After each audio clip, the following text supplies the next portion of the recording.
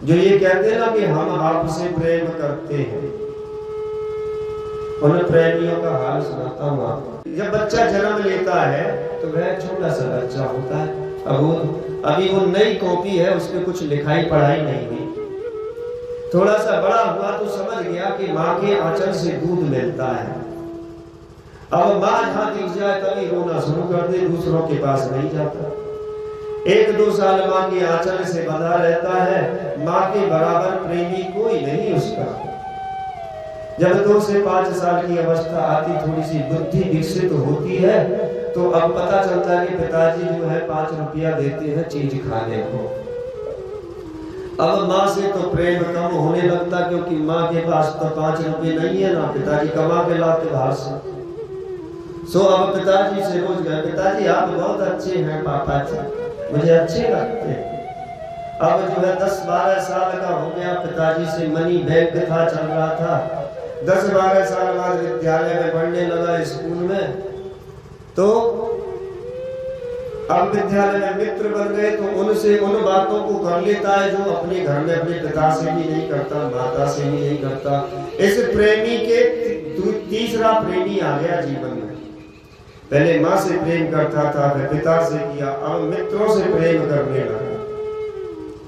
मित्रों को वो रहस्य बता देते हैं बच्चे जो अपने माता पिता को नहीं बताते। थोड़ा सा और बड़ा हो गया, अब तो युवा अवस्था आने लगी, अनेकानेक जननेंद्रियां शरीर में बनने लगी, विकसित होने लगी। तो अब जो है स्त्री प्रेम की ओर आकर्षित हुआ ये प्रेमी। माता पिता ने शादी कर दी, तो अब कह तो हम गौ माताएं माने के भौ माताएं माने। तो अब तो भौ माता की शरण में जाकर रहने लग गया। अब तो माता पिताओं से, भाई माता पिता हम तुमसे कोई मतलब नहीं रखे।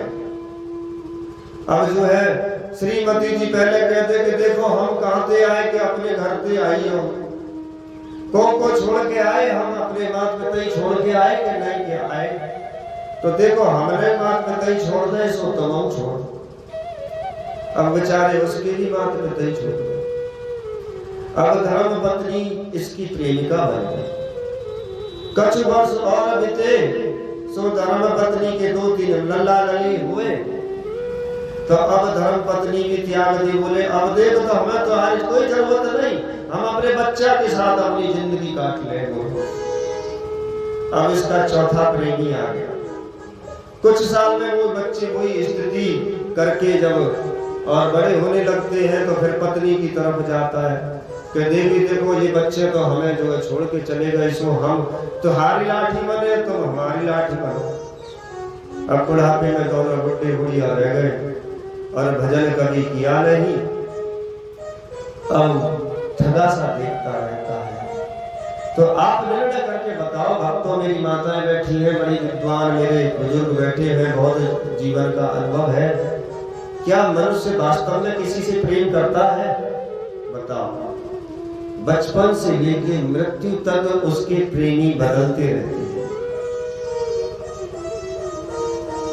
जब वह प्रेमी बदल सकता है तो कैसे विश्वास करोगे कि यह संसार आपका बड़ा ध्यान रख लेगा? हमने क्या किया? इस धन को कमाया, इस परिवार के लिए, इस गांव के लिए, घर के लिए, दिन रात झूठ बोला, पाप किया, सारी तरीके से कमाया धमाया, लास्ट में वो बच्चे सारा धन भर भी ले गए और बोले हुआ नहीं। आप बुजुर्ग पहुंचे तो अब तो मॉडर्न बच्चे हो गए कि पापा मैं तो जो विदेश जाऊंगा, मैं तो इंग्लैंड में रहूंगा या फिर नोएडा में नौकरी करूंगा, वहां पे आप जैसे बुजुर्गों की जरूरत नहीं होती है। पर चिंता ना करो, एक दिन उनकी भी यही हालत होगी। बोलो राधे।